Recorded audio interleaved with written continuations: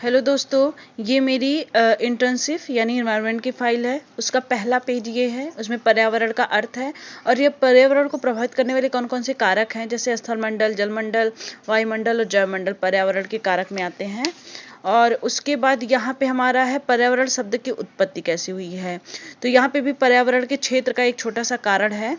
तो यहाँ पे मैंने एक फिगर बनाया पर्यावरण के क्षेत्र का, जिसमें जलमंडल आपको दिखाया गया, स्थलमंडल दिखाया गया है, ये जैवमंडल दिखाया गया, जो सबको मिला के होता है वो जैवमंडल होता है, और ये है हमारा वायुमंडल। तो ये हो गया।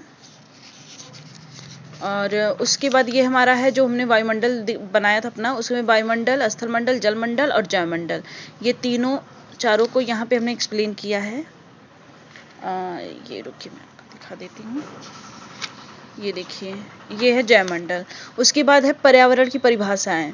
पर्यावरण की परिभाषा में फिटिंग के अनुसार है, हर्ष कोविड के अनुसार जो है इसकी परिभाषाएं क्या क्या है वो बताई गई यहाँ पे।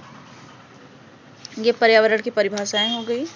उसके बाद हमारा आता है पर्यावरण की गुणवत्ता। तो गुणवत्ता में मैंने बहुत ज़्यादा नहीं लिखा है, अगर आपको थोड़ा सा और डीप में जाना है तो आप अपने डीप में जा सकते हो अपने ऐसे लिख के, चाहे तो आप अपने शब्दों में लिख लीजिए, चाहे तो आप कहीं और से कंटेंट लेके लिख लीजिए। तो मुझे कोई फ़िलहाल बहुत ज़्यादा ज़रूरत नहीं लगी कि मैं इससे ज़्यादा एक्सप्लेन करूँ इसको। ये पर्यावरण की गुणवत्ता में ही है।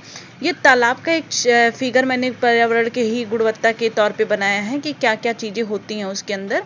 तो ये छोटा सा फिगर है, मैंने नेट से बनाया है। तो आप चाहे तो यहाँ पे कोई और जो आपके दिमाग में अच्छा लग रहा है तो आप वहाँ पे वो फिगर बना लीजिएगा।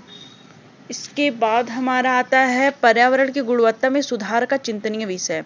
तो चिंतनीय विषय कौन कौन से हो सकते हैं, जैसे हम अधिक से अधिक जो है वृक्षारोपण करके अपने जो है पर्यावरण को सुरक्षित कर सकते हैं, पानी की खपत को कम कर सकते हैं, रिसाइक्लिंग का प्रोसेस करके हम जो है पर्यावरण की गुणवत्ता को सुधार कर सकते हैं ना। और कम से कम जो है वाद्य यंत्रों का प्रयोग करें जिससे वायु पोल्यूशन कम हो, धूम्रपान की लत को छोड़ना, जैसे कि इससे जो है वायु पोल्यूशन, इससे जो हमारा ध्वनि प्रदूषण होता है इससे वायु प्रदूषण होता है। सब्जियों को बिना रसायन के उगाना, तो इससे हमारी मृदा प्रदूषण की समस्या को दूर होगी। प्लास्टिक का कम उपयोग, इससे भी मृदा प्रदूषण की समस्या कम होगी। तो ये सारी चीज़ें हैं। और यहाँ पे रिसाइक्लिंग का मैंने बताया था ना, पुनरावृत्ति, पुनः उपयोग और कम उपयोग। पुनरावृत्ति आप कैसे कर सकते हो, कम उपयोग करके भी आप किसी चीज़ को बचा सकते हो और उसका दोबारा रीयूज करके रिसाइक्लिंग करके आप भी उसको बचा सकते हो। संरक्षण के उपाय, हमारे पर्यावरण संरक्षण के उपाय हमने यहाँ पे जो यहाँ फिगर बनाया है, यहाँ ये वाला जो हमारा फिगर है ये वाला, उसी को हमने यहाँ पे एक्सप्लेन किया और उसी के बारे में हमने थोड़ा सा यहाँ लिखा है। तो आप चाहिए तो सब हेडिंग के अंदर ही डाल के लिख सकते हो, तो मुझे ऐसे ही सामने एक्सप्लेन करना ज़्यादा सही लगा, इसलिए मैंने ऐसे कर दिया। आपको अगर कुछ चीज़ें सुधार करनी हो तो आप अपने फाइल में कर सकते हो। पर्यावरण प्रदूषण की हमारी समस्याएं क्या है, ये हमारा पर्यावरण प्रदूषण है। ये हमारा वायु प्रदूषण होगा, मृदा प्रदूषण, जल प्रदूषण, ध्वनि प्रदूषण, जैसे मैंने बताया, और हम चारों को थोड़ा थोड़ा एक्सप्लेन करेंगे। तो यहाँ पे मैंने वायु प्रदूषण को एक्सप्लेन किया है, वायु प्रदूषण क्या है उसके बारे में बताया। वायु प्रदूषण के कारण क्या क्या हो सकते हैं, उसके उपाय क्या हो सकते हैं, वायु प्रदूषण का प्रभाव क्या पड़ेगा। और उसके बाद आता है हमारा ध्वनि प्रदूषण। ध्वनि प्रदूषण के कारण, प्रभाव और उसके कम करने के उपाय हमारे कौन कौन से होंगे।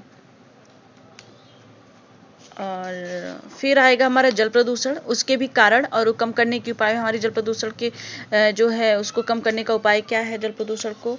इसके बाद हम चलेंगे, हमारा आएगा मृदा प्रदूषण।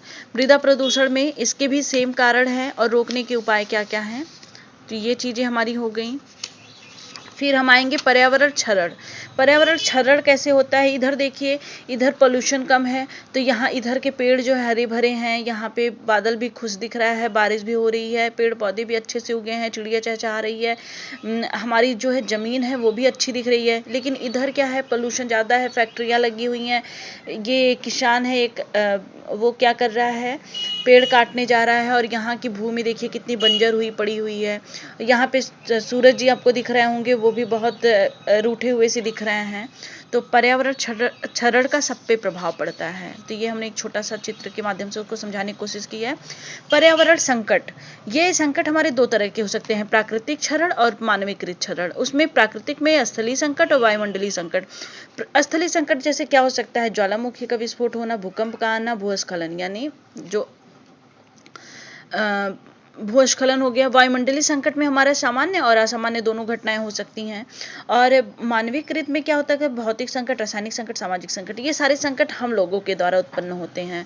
फिर पर्यावरण संकट के कारण क्या क्या हो सकते हैं? प्राकृतिक कारण, मानव निर्मित। प्राकृतिक कारण में क्या हो सकता है कि जैसे भूकंप आ गया, ज्वालामुखी आ गई, कहीं जो भूस्खलन हो गया। अब मानव निर्मित कारण में क्या हो सकते हैं कि जैसे कि ये बोल सकते हैं आप, जैसे कि हम जैसे जो पोल्यूशन फैलाते हैं वो हमारे मानव निर्मित कारण होते हैं। इसके बाद ये हमारा है पर्यावरण क्षरण के एक पहलू पर एक साप्ताहिक परियोजना। आप जो है, जब मैंने तीनों बताया है, जल प्रदूषण, मृदा प्रदूषण, वायु प्रदूषण, ध्वनि प्रदूषण, तो आप किसी में बना सकते हैं। तो मैंने यहाँ पे जल प्रदूषण लिया है, तो मैंने यहाँ जल प्रदूषण को थोड़ा एक्सप्लेन किया है, जल प्रदूषण क्या होता है। फिर जल प्रदूषण के लिए मैंने एक फिगर के माध्यम से यहाँ समझाने की कोशिश की है कि जल प्रदूषण हमारा कैसे हो रहा है। ये सारी चीजें हो गई।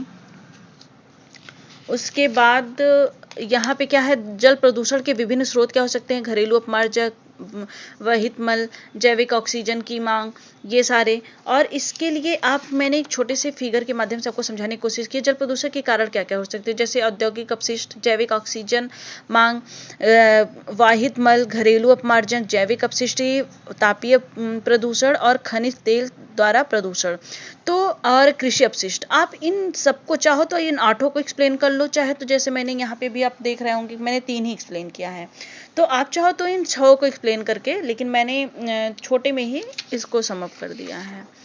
फिर ये है कि जल प्रदूषण अगर हमारा हो गया तो उसका दुष्प्रभाव क्या क्या पड़ेगा।